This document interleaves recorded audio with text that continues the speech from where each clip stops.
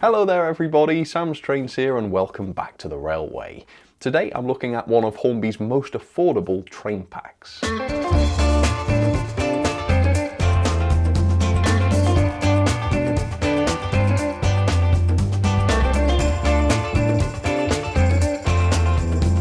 Now admittedly today's train pack is probably so affordable because it's over 40 years old now. This train pack was first introduced by Hornby in the early 1980s, but recently, a couple of years ago in 2023, this model came back into Hornby's range for the first time in about 20 years, presumably with some upgrades.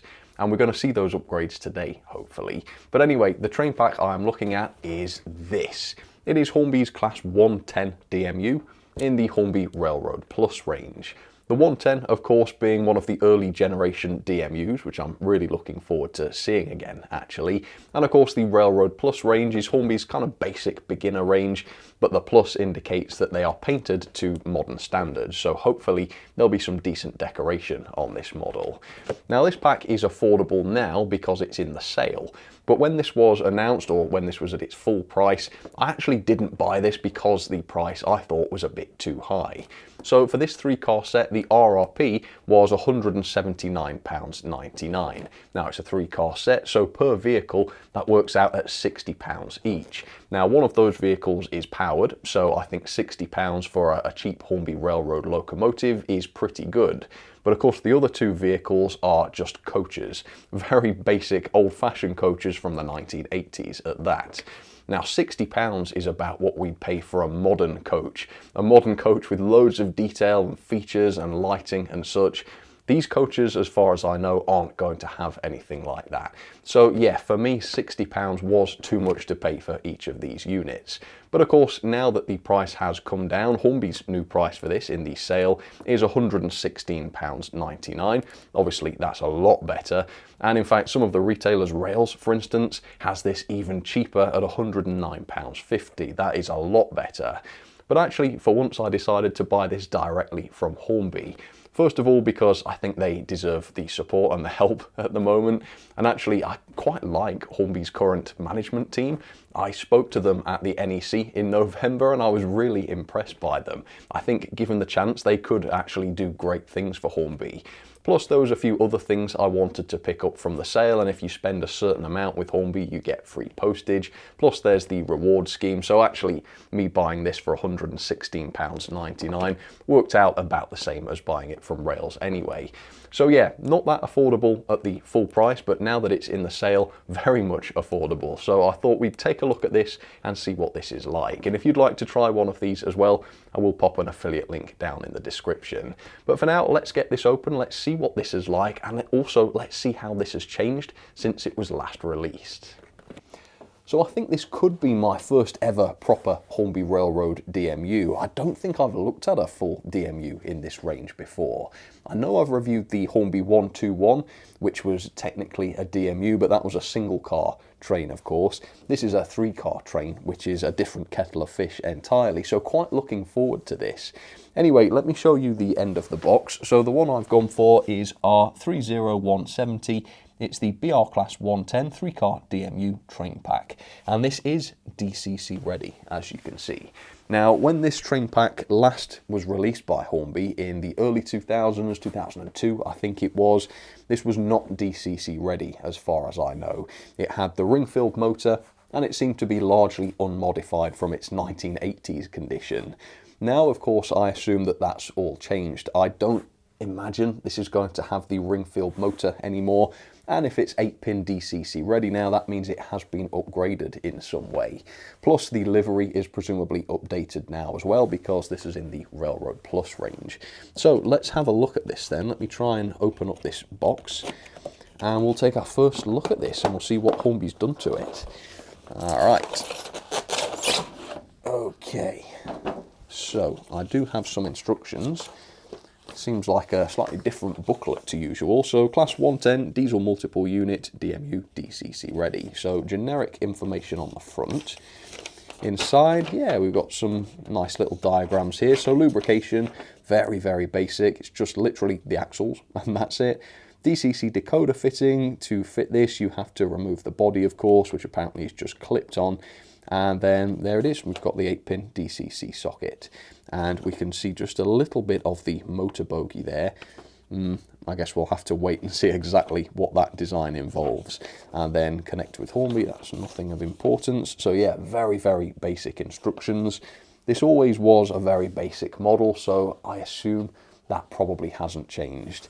But anyway, let's take a look. We've got a couple of accessory packs here. So here's one of them. Oh, goodness me. So, yes, these are clearly not NEM couplings. These are large tension locks supplied with nuts and bolts so that you can fit them to presumably the ends of the models if you want. Right, so the couplings then have not seen any upgrades. That's a pity, because that would have been a really nice way to bring these DMUs into the 21st century. And then we've got another one here. Oh, yes. Another excellent looking feature, this. Yeah, a couple of traction tyres, presumably spare traction tyres, so that when the ones fitted inevitably fail, you've got a spare set, which is nice, but it would have been even nicer if the models were heavier, so that they didn't need the traction tyres. But anyway, we shall see. This is a Hornby Railroad train pack, so we should expect sort of limited features and a degree of naffness, but we'll see, maybe not. Right. Let's pull out this first car then. I don't know if this is the driving car or not. I would guess it is though. No, it isn't. All right, so it does feel pretty weighty. There's a good amount of weight to this, I would say. And goodness me, this is presented so nicely. It really is presented well. I've got a 110, like I say, from a previous release. It looks nowhere near as nice. It looks a lot duller. Maybe that's because of its age. It's certainly not painted as nicely as the new one. And everything's a little bit shinier on the new one, a little bit more colourful. Yeah, it looks miles better. So at the moment, I'm quite pleased with this for what I paid. Anyway, let me pop that down. Let's have a look at the centre coach. I assume this will not be powered. Still though, it's got some good weight to it. All right, there it is. So yeah, it is a basic coach, this. It's got some lovely decoration on it, which is good, but you can also clearly see that the level of detail on this is very, very basic, as you'd fully expect, of course, for the Hornby Railroad Plus range. But hopefully you can also see why I wasn't willing to spend £180 on this pack, or 10 to 15% down from £180, as would have been the retailer price. But yeah, it looks absolutely fine for like £120 or less. Yeah, I'm quite happy with this at the moment. Right, and that leaves then the driven car, which is, yeah, perhaps a little heavier, although they're all quite heavy. And here that is. So similar to the first car I pulled out, except if we pull it upside down, yeah, you can see we've got a set of powered wheels on the rear bogie it is, and the front bogie appears to have pickups on its wheels, which is pretty good. So there you have it. Yeah, that is Hornby's Railroad Plus 110. First impressions, obviously it's a basic model, but it's supposed to be. But as a basic model, it is beautifully presented. So for the money, it's looking pretty good, but we'll take a much closer look at these models in just a second. I'll show you exactly what features and details they've got / haven't got. But in the meantime, let's have a bit of background on these locos / train packs / DMUs, got there in the end, in real life. The BR Class 110 DMUs were built by the Birmingham Railway Carriage and Wagon Company together with the Drury Car Company between 1961 and 1962. These would be some of the more powerful of the early DMUs as a result of being required to run on the Calder Valley route, which was known for its numerous inclines and gradients. As such, these DMUs were fitted with 180 horsepower engines, 2 of which were fitted to each power car. This afforded them impressive acceleration, and it allowed them to maintain a decent average speed even up an incline. 30 sets were built in total, each being made up of 3 cars, and once these became outdated, they were refurbished in 1979-1980, around that time, and this involved the fitting of improved lighting and seating, as well as mechanical improvements. This allowed them to remain in service until the late 1980s and 90s, when they were finally withdrawn from service and mostly scrapped. 5 vehicles do remain under preservation today though, in the form of 1 2-car set and 1 3-car set. So there you have it, a close look at Hornby's 110 DMU. And you know what? I am pleasantly surprised by this. This is actually a lot better than I thought it was going to be. I have to say a lot of that though is to do with the decoration. The way these models have been painted is miles better than in the past, and I think that's a really good job. I think if they hadn't upgraded the decoration and these were painted as they were painted back in the 80s, I don't think I'd be very happy with this pack for this price. I probably wouldn't recommend it. But yeah, they look fantastic, and we'll jump into that in just a second. The other great thing about this train pack is the weight. It's very, very heavy. So all 3 units together, these come in at over 500 grams. 506 grams in total, so in terms of value, you are getting a lot of train for your money here. But the way the weight has been distributed is really strange. So the whole train pack does weigh more than it used to in the 1980s by about 5 grams, but the power car, for instance, is lighter than it used to be. So the power car weighs 210 grams, which is about 20 grams lighter than the old power car from the 1980s, which weighed in at 230 grams. The non-driven cars, though, are heavier than they used to be. For example, the trailer car now weighs 167 grams as opposed to 149 grams. So they've made the driving car lighter and the non-driven cars heavier, which doesn't make a lot of sense, does it? It's made the set less effective as a result of that. Doesn't really matter, of course. Is this going to struggle to move itself now as a 3-car set? No, of course not. It's just interesting to note, I think.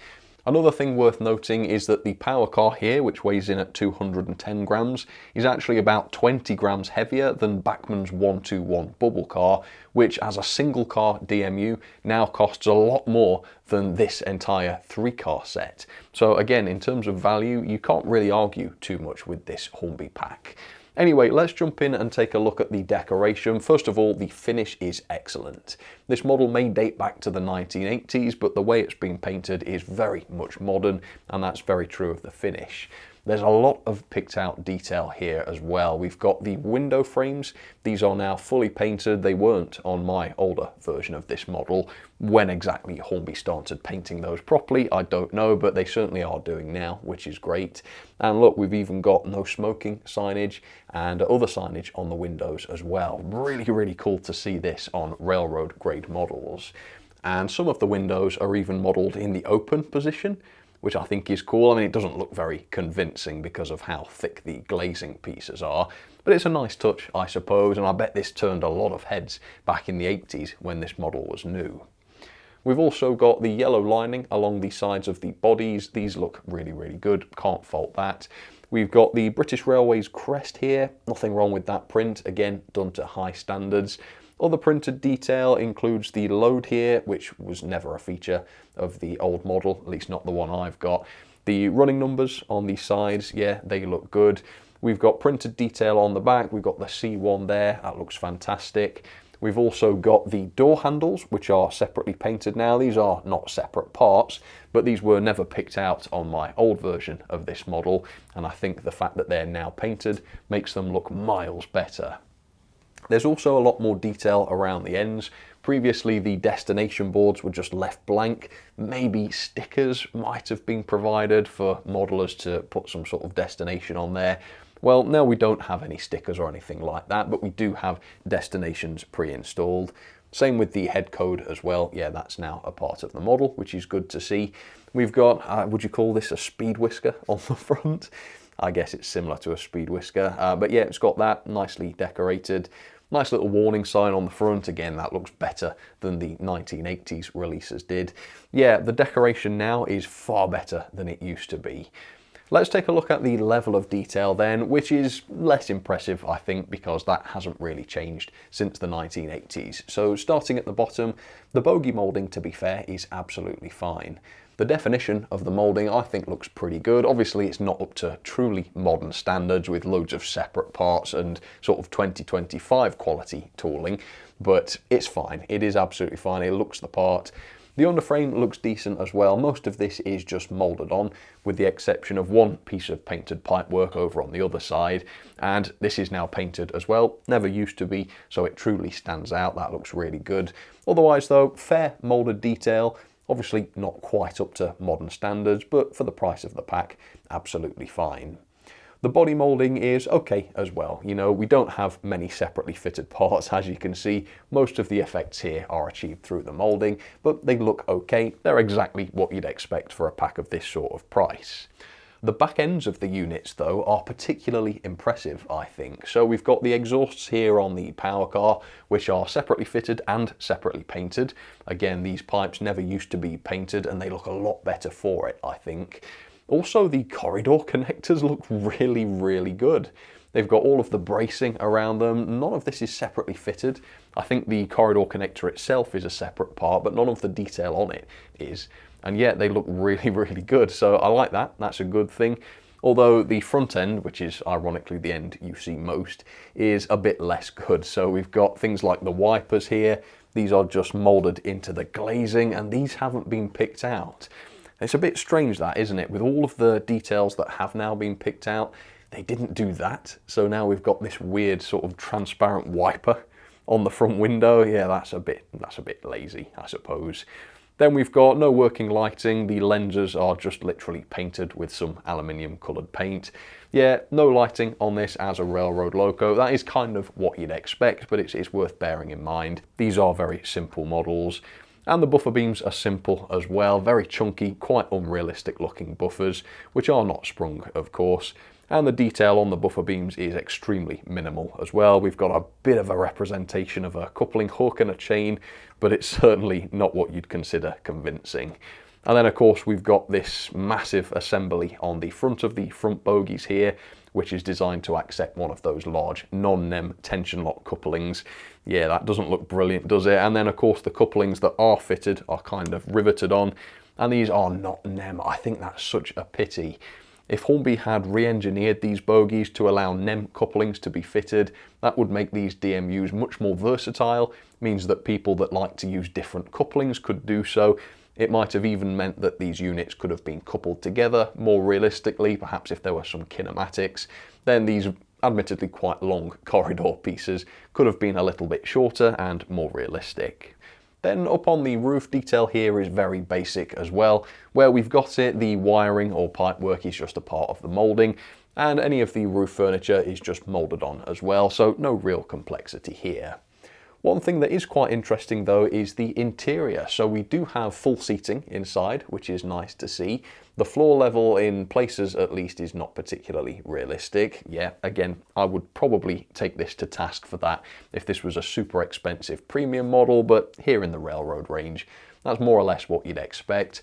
Pretty basic cabs, although I'm quite pleased to see that there is some cab detail here in terms of the controls and such. Not painted, unfortunately. Maybe you could expect some decoration here, given that this is in the Railroad Plus range after all. But I suppose if you really wanted to, you could pick that out and that'd look good. And then of course on the motor bogie in the guards compartment, this is where things really don't look very good. Instead of any interior detail here, we've just got the motor bogie, which is very visible. That's absolutely as these models were in the 1980s, but of course these days on a more modern DMU, you'd expect some sort of low relief mechanism which is not as visible as this through the windows. So this is a very telltale sign that yes, this model has been updated somewhat, but it still carries a lot of very outdated features, and I think this is the most noticeable one as you're looking at the sets. So I think again that's something to keep in mind. So yeah, overall this is a very, very basic set, which is made a lot better with the high quality decoration. The number of separately picked out parts makes this model look a lot more complex than it really is, although under closer inspection it's still quite obvious how basic this is. For £120 or less, this is absolutely fine, and it's totally what you'd expect. I do think at the original prices though, sort of over 150 at the retailers or 180 as Hornby's full price, yeah, that is pushing it. You'd expect a slightly more refined and premium model for that. But now that these are in the sale, yes, I think I could recommend these. That is of course provided they work okay, and provided the mechanism is no worse than on other Hornby Railroad locos. So with that, let's get this down onto the track and let's start investigating performance. So there she is down onto the track, just the power car of Hornby's Railroad 110 DMU. And I've already filmed the initial performance test and running in, and I'll show you all of that in just a second. Now though, I want to talk about the mechanism. Now, if you've seen any of my Hornby Railroad or Railroad Plus reviews before, you can probably guess how this is going to go. And yeah, I'm not desperately impressed by this thing. Now, you know, this is an inexpensive budget model. It is to be expected that things here are relatively simple, so I'm not complaining too much about this. But at the same time, if a beginner is buying this because it's affordable, do we really want them to experience the cheapest possible mechanism model railways can bring them? Is that really going to lead to them getting hooked on model railways and coming back to buy Hornby's or the industry's better, more premium models? Yeah, I'm not convinced. So anyway, the unpowered bogie of the driving car does have pickups on it, just wiper pickups as usual, and so does the driving bogie, but as you can see, we've got rubber tyres on 2 of the wheels here. And they're 2 wheels on the same side, which will render those pickups completely useless. So for one of the rails at least, it is just this non-driven bogie which is going to be doing pretty much all of the picking up. Yeah, that's not brilliant, is it, to be honest?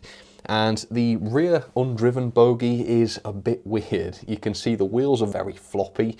They move around a little bit more than I think they ought to. I'm not convinced we need this range of motion on non-driven wheels. And the rotation of the bogie seems a little bit stiff as well. The wires seem to impede its movement from time to time. Yeah, this did get better the more I moved it around. And when I took the body off, I pulled the wires through and tried to adjust those a bit, which has improved it. But yeah, not the greatest. Also, the design of the axles on the coaches is dodgy as well. As you can see, the axle boxes at the ends of the axles don't actually hold the wheels in place. It's this base section of the bogie which goes over the axle, which stops the axles from dropping out.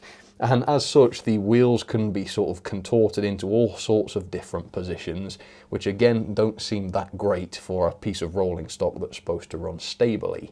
So yeah, not sure how this is going to go. The original 1980s design was like this, but as you can see here, the axles are plastic and much larger in diameter, and as such, they don't have such a wide range of motion. Here, the axles are much slimmer, they're made of metal, and so that base section on the bogies isn't almost touching the axles here, which allows them to move a lot more. Seems like a bit of an oversight, that. Anyway, removing the base keeper was a nightmare because it's clipped on and not screwed on, so I decided to do that off camera because it was too difficult with all the lights and camera getting in my way. But like I say, yeah, clips, not screws, so that's not great for serviceability. As you can see, we've got no proper bearings on the driving axles. Yeah, not really impressed by that. And if I pull one of the axles out, you can see that they sit into square slots in the plastic chassis. Now, at least the chassis is plastic, so the wear's not going to be too great, but again, this doesn't strike me as being particularly built to last. Right, so for body removal, the instructions say that you unclip the body from along the sides of the chassis, and so from that I did my glue spreader method to try and unclip the body. But yeah, the instructions were wrong about that. The clips were not along the sides of the chassis. One of them was at the back and the rest were underneath the chassis, where the glazing pieces clip to the base of the chassis. And as such, I broke some of them. Yeah, I followed the instructions, and because they didn't warn you about this, because there wasn't a detailed diagram, I broke some of these clips. So yeah, you need to bear that in mind if you take the body off yours. And I think Hornby really would do better if they knew their product a little better and if they added more detail to these instructions instead of sort of promoting their social media. More detail would have been a lot better, I think. Anyway, the chassis here is pretty cheaply produced. It is just plastic, and it's only heavy because we've got this large metal weight which has been sort of taped into the bottom of it. I suppose it's good that we've got some weight, but yeah, all plastic, not a big fan. The motor bogie, this is all plastic as well. The ring-filled motor bogie originally, that was die-cast. Now we've just got this plastic instead. Yeah, again, not that impressive.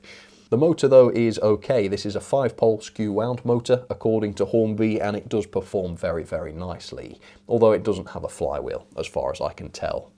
And then here's the DCC socket, 8-pin DCC socket here. The original model never had this, so this is a good upgrade, I think, and this allows digital users to make use of this logo, I think, for the first time, or at least the first time in 2023. And then the gauging back-to-back came in at 14.4mm quite reliably, except for one axle which spoilt it slightly at 14.6, which is a bit over the standard. It's only 0.2 over the standard, so not a massive issue, but that also means we're not 100% consistent either. So yeah, not too impressed with the mechanism really. Like I say, it's basic, it'll do the job, but I'm not convinced that this has been designed to last a lifetime. But anyway, that's the mechanism, it is what it is. Let's jump back in time and let me demonstrate this loco's performance. So because this hasn't been run in yet, I thought I would just test this power car by itself to start with, and then once it's fully running, I'll add the rest of the train. But does this work at all? Forwards direction, let's see what this is like. Here goes, a little bit of power. Right, well, it came to life very smoothly. I don't know whether that's because it was struggling or because it's a very smooth runner, but I would say already this is starting to come to life a little bit. And it doesn't seem wildly fast or anything, which is pretty good. It seems to run in a nice and refined way, I would say, which you don't always get with Hornby Railroad stuff. Here's 50% speed. Yeah, it's definitely on the slow side, isn't it? But can it still go quicker if we want? Yeah, it can. I would say then that the gearing looks pretty good. I guess I'll do a torque test, although not for long, because this does have traction tyres, as you will have seen. So, buffer test, can it turn its wheels? Yep, it can. Like I say, I really won't do that for long, but that does show that there's torque in this mechanism, which is good. Sound-wise, it's very typical of the upgraded Hornby Railroad locos. So fairly noisy. I would guess this is your standard plastic chassis. So yeah, it's probably not the sound of a dreadfully high quality mechanism, but it also seems to be fit for purpose. Right, what about sort of fine manoeuvres throughout a station then? Can this run slowly? Can it crawl? Is what I'm trying to say, just in a poncy way for some reason. Okay, turning up slowly. And of course I will test all of this again after it's running, but out of the box, can it crawl? Here we go. Yes. No. It started to, but then it cut out. As you can see, when it's got power, yes, it can crawl, marvellously so. So a decent motor then. Good torque, good crawl, sensible gearing. I like it. Gradual acceleration. Ooh, yes. So that's really good. Yeah, I think for the money, the way this performs is excellent. Really, really good. I like that. So with that then, I'm going to run in this power car and we'll see how it gets on around the track. Here we go at 50% speed. All right, here she comes, nice and steady. Let's see how she gets on the curves. Broader curves, absolutely fine. Second radius coming up. Yeah, a little bit of a slowdown there actually. But no major issues. I can say though, having owned one of the 1980s models with the Ringfield motor, this runs a lot more slowly than the old model used to with the old mechanism. Now, I don't think that's necessarily a bad thing. It doesn't seem to be slower because it's struggling or anything. As we saw, there's plenty of torque. It might well just be better gearing. And yeah, I think the gearing makes perfect sense here. It's not racing along too fast, but if you want it to go quicker, obviously you can turn the control knob up. And at the top speed, it does sort of get a move on. It makes use of the full range of speeds that model railway controllers can output, which I think is perfectly logical. So this seems like a good runner. I don't know how it's going to perform with the rest of the train coupled, not envisaging any issues, but we will see, of course. So I'll let this run in now for 30 minutes in either direction. Then we'll come back and I will reunite this power car with the rest of the train. And for the first time, we'll see what it all looks like when it's been put together. So don't go anywhere, I'll be back in just a second. Alright folks, we are back, and that is running in complete. And yeah, that didn't go without a hitch, unfortunately. The performance itself is okay, but on this set of points, it was continuing to derail. Now, I suppose it could be the points, I won't rule that out, but realistically, I review stuff on this layout every single week. That's not an issue that I've had before, so I don't know what was causing that. But what I did do, I mentioned this I think during the mechanism section, when I took this apart I was jiggling the bogie around, I jostled the wires, pulled those through a little bit. Since I did that, I've not had it derail on those points again. So whether it was me messing about with it or whether it was just running in, which loosened the bogie up, it doesn't seem to be doing it now. So yeah, have a play, see if you can improve it if you run into this same issue. Otherwise though, this was absolutely fine and it didn't derail on any other parts of the layout. So for the most part, I would say this seems to be okay. Pulling power then comes in at 0.28 newtons or 19 coaches on straight and level track. So quite obviously that is more than enough for this power car to haul its 2 coaches, and it could do much more besides that, I think. So pulling power, not a problem. Whether it needs the traction tyres really to haul just 2 coaches, I'm not convinced. But yeah, pulling power, absolutely fine. So with that, let's test the horribly out of date and very unrealistic large non-NEM tension lock couplings. Right, backing up the loco, let's see how gradually I can do this. Okay, take it slow. All right, did they couple? It sounded good. Yeah, that's coupled. And let's have a look at how closely coupled these are. Ooh. Yeah, that's not great, is it? So I would maintain, yes, Hornby really should have redesigned these couplings to achieve a somewhat more realistic close coupling. I mean, yeah, if you push them together so that they're not under tension, I suppose it looks a bit better because the corridor connectors are so long, it kind of looks like they are quite close. But then when you look at the buffers, you realise, yeah, they're not really that close at all. And then when you stretch them, which is how they'll look when they run normally, you can see just how far apart those are. So yeah, not very nice. Some sort of kinematic solution, some sort of upgrade, I think would have helped this a lot. Anyway, what's the performance like now that this is running? Let me run by with the train for you at 50%. There we go. Yeah, I would say that's actually, it seems a bit quicker than it was. It seems more lively. I don't know whether that's just because I've got more of the train coupled now and it's a bit more bustling and a bit more motion. But yeah, the speed's absolutely fine, I would say. Can it still crawl as well as it could? Because that was really impressive before turning up. Yeah, it can. That is unbelievably slow. Look how slow that is, and a smooth acceleration. Very smooth. So again, good motor.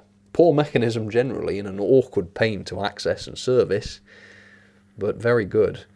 And also, pickups seem okay. It may have been derailing on points, but it hasn't cut out on them, which again, to say it's got traction tyres stopping some of its wheels picking up is pretty good. And it's not got pickups in any of the other cars because there's no lighting on board, which is a shame. You know, in this day and age, lighting's cool, but I think it makes perfect sense that there's no lighting here, because that way this is cheap enough so that almost anybody with a bit of saving up, of course, could afford to buy this. And there's no reason why you couldn't add your own lighting in the future, I suppose, although you would need to find a way to add pickups. But yeah, that seems really good. Let's speed this up then, and let's see how it gets along complete, all assembled, around the track. Here we go, 50% speed. So do see which other DMUs you can spot on the line today. I do have an odd one out as well. But on the middle line, I'm running my other Hornby 110. This is a much older release, I believe from the 80s. Certainly not any time recently. And as you can see, yeah, this is a much faster loco than the new release, which I think makes it the worst model. You know, it's hard to imagine the real 110s going along like that. Goodness me. I don't suppose that's going to come across, but when it does that, you can feel the ground rumbling and vibrating. Ooh. And the new railroad one's derailed, for goodness sake. I'll reset that and we'll have another look at that in a moment, see if I can get it to do that again. But yeah, anyway, it's not such a good run of this one, I don't think, although it does stay on the track, so that's something. Anyway, there that goes. And then on the inside line, I've talked about this briefly today already, so I thought I might as well run it.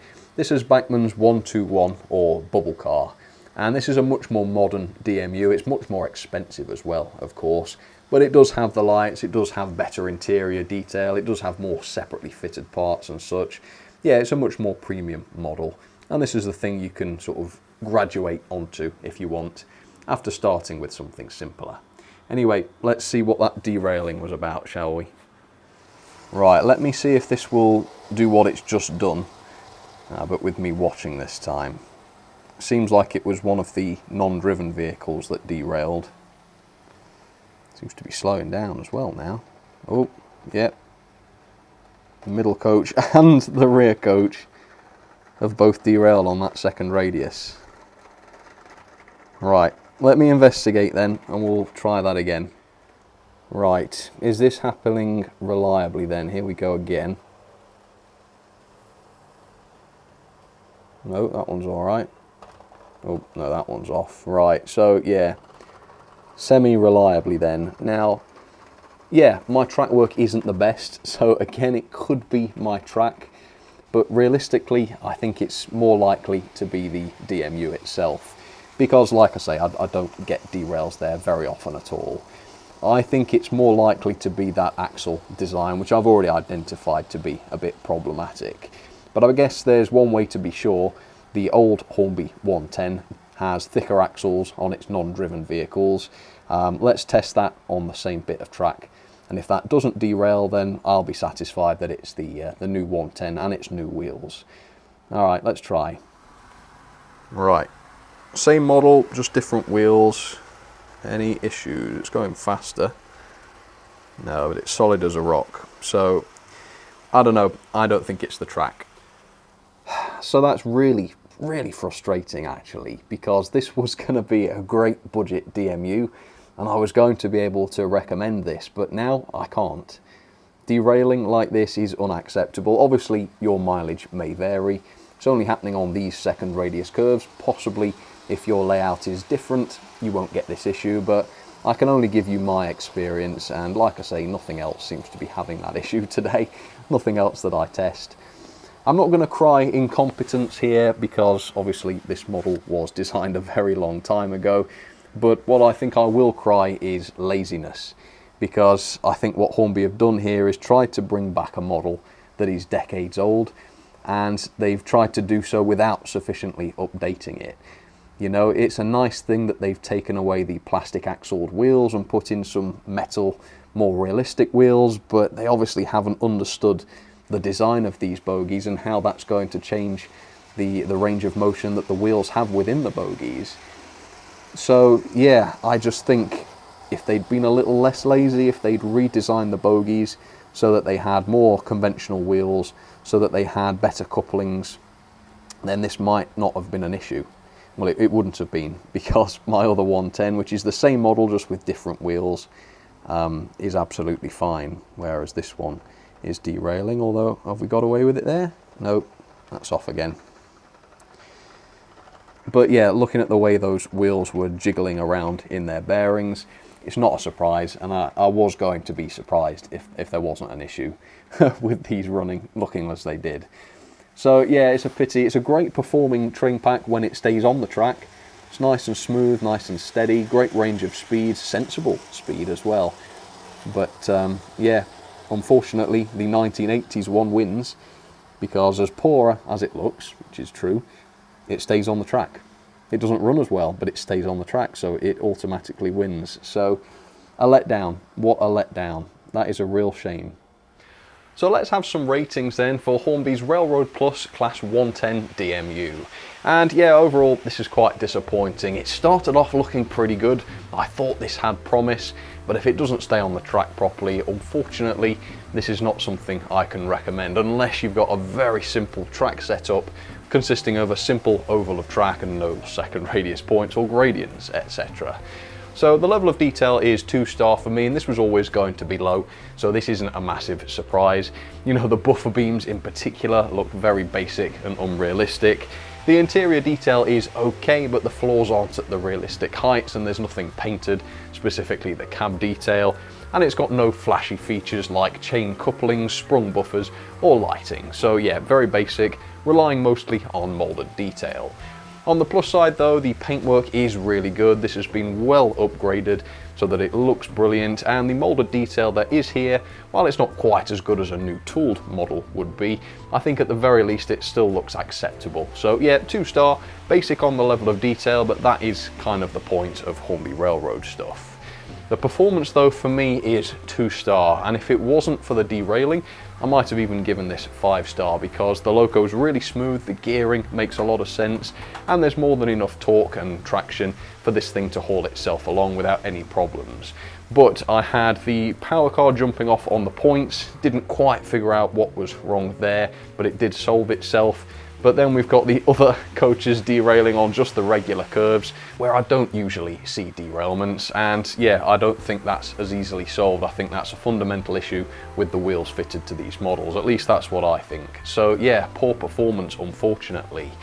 The pulling power is absolutely fine though, 0.28 newtons, that should allow this to haul around 19 coaches on straight and level track. Well, that's so good for a 3-car set that I have to ask, did it even need the traction tyres? I think this would have managed fine without them, and it would have been more reliable because it would have had 2 more pickups on that left hand or right hand rail, forget which side it was. The mechanism then is 2-star, yeah, generally it's quite a poor mechanism. I understand that this should be basic, and yeah, I think that's defensible, but should it be poor quality? No, I don't think so. So it's quite difficult to service. We've got clips holding the bogies and body together, clips that are quite easily broken, and the instructions don't properly tell you how to remove the body. They're misleading / not detailed. Not impressed with that. We've got no proper bearings on the driving wheels. In fact, we've got square slots for the axles to sit into. That's no good. Plastic chassis as well, seems very cheap and nasty that. Plastic motor bogie as well. Even the original release of this model with the ring-filled motor had a die-cast motor bogie, so that's a shame as well. Also, the couplings are naff. Why Hornby didn't update them on this model, I don't know, but they're not them, and they're not even the slim tension locks. Not really good enough in this day and age, I don't think. The quality then I've given 3-star now. To be fair, the decoration and the build is absolutely fine. I saw no glue or blemishes, and the finish is really nice as well. Again though, very plasticky models. They are quite heavy, but that's because we've got metal weights sort of black taped into the insides of the bodies. It's not because they're made of metal or anything like that. Yeah, cheaply produced, not that good a quality, and as we saw from the mechanism, quality issues there as well. Value for money though, I think is actually fair for this. Well, it would be if it works properly. So $179.99, you know, for a 3-car set, that's not terrible if you compare it with some of the more detailed models out there. I do think that's a bit expensive for what you get here though, given how basic it is.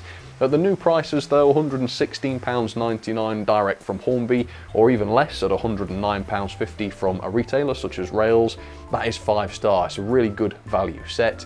If you can get one that doesn't derail constantly, I would have given that 5-star. But as it is, I've split the difference and I've given it 4-star. Yeah, on the surface, for what you get, the value is absolutely fine. Overall then, that is 5.76 out of 10, which sadly is a fail. Now, this is supposed to be a basic model without that many features. That's absolutely fine. But it doesn't work properly. It's not been upgraded properly. It needed new bogies, it needed new couplings. It just doesn't work properly as it is here. So for that reason, it does get a fail. And into the logbook it goes, where it is 10th place, below the Bachmann Rebecca and above Bachmann's USRA 060. Yeah, quite disappointed by this one, unfortunately. Alright then folks, well that will just about do it for my review of Hornby's 110. Suppose the big question is this fixable? You know, you might not be having this issue, and if not then great, but I certainly am. And this is derailing basically every lap. Well, it is every lap. Yeah, it's not gone through there without derailing yet. So yeah, it begs the question, what can be done about this? I think the easiest fix would be to try and source some old Hornby wheels with the thicker plastic axle and see if that fixes the problem, and if it does, then that really does isolate that it is the wheels to blame. I think it is the wheels causing this problem, but the motion of the bogies is a bit stiff in places as well, so it could be that potentially. But all I do know is that I can't get this to complete a lap without derailing, so something's wrong, at least with my example. Otherwise, maybe putting some sort of spacer between the axle and the base of the bogie. That might reduce the amount of play on that axle as well. So there's a few things that I can try, but I'm not doing that during the review because, you know, it's going to take forever to troubleshoot it, and that's not really the purpose of my reviews. I like to show things the way they are out of a box. But if this is something that you're interested in, let me know in the comments, and I might look at fixing this for the future. But for now, I think we'll leave it there. This is not one that I would recommend, unfortunately. They just needed to be mechanically upgraded, specifically the bogie design. So yeah, disappointing. Not one that I can recommend, but if you've got a simple enough track setup that you think it's going to be okay, then feel free to check out the affiliate links down in the description, because like I say, it's a good value pack, provided it works properly. But anyway, thank you so much for watching. I will see you again very, very soon for another review. For now, we'll wait for this to grind to a halt, which I think it will do, because it has so far every other lap. Any minute. Maybe it's going to try and limp on this time. Yes, it is. It's going under the bookcase. Great. Please stop before the bookcase. It should do. It hasn't. Okay, well, that's me trying to crawl behind the bookcase, isn't it? Anyway, I'll do that off camera because, frankly, that would put you all off your next meal. Okay, cheers, folks. Have fun. It's more than I'm going to do.